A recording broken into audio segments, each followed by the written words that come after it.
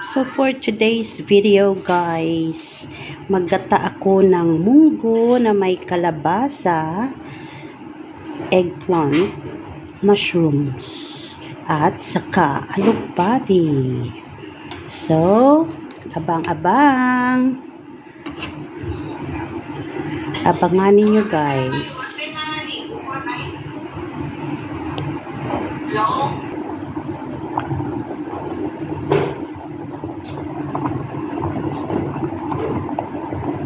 So, pakuluan muna natin hanggang sa mag-soft na ang ating kalabasa at saka talong.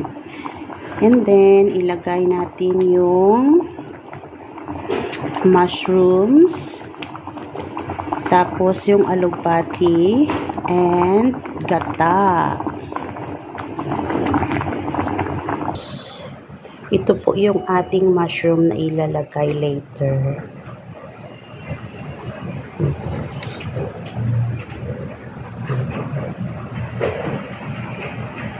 And ito po yung ating alugbati na galing sa aking tanim doon sa roof, sa terrace. Yan, fresh from my garden. Alugbati.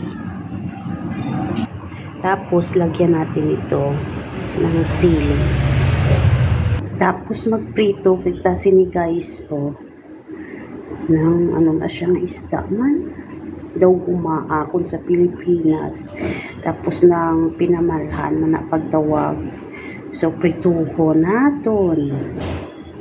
Nanang parang crispy pala nga namin. Kitkan unaw.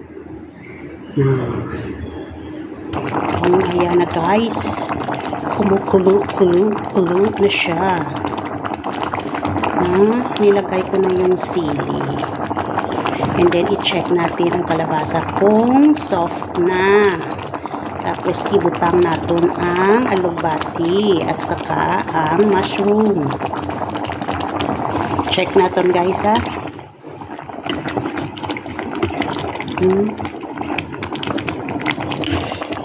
Humok na, humok. Pwede na ibutang ang aton na alugbats and mushroom. So, ito na guys, no? Ilagay na natin ang ating kunting alugbati.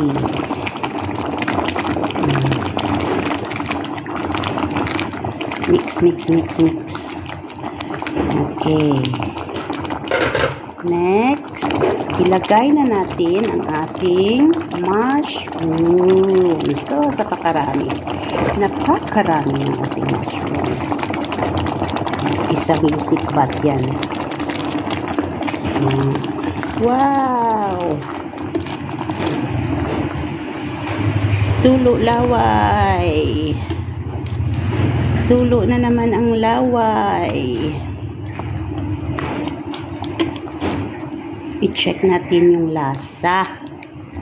Kung okay na.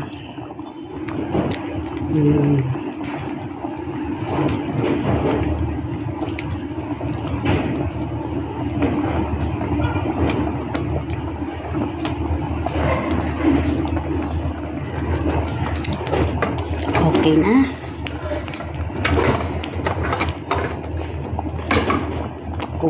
Okay.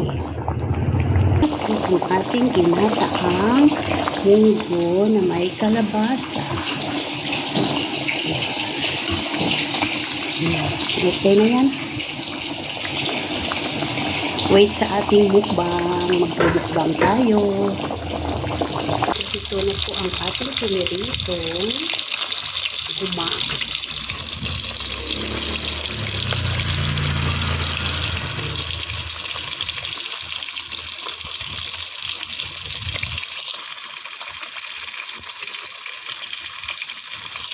Crispy sa konti.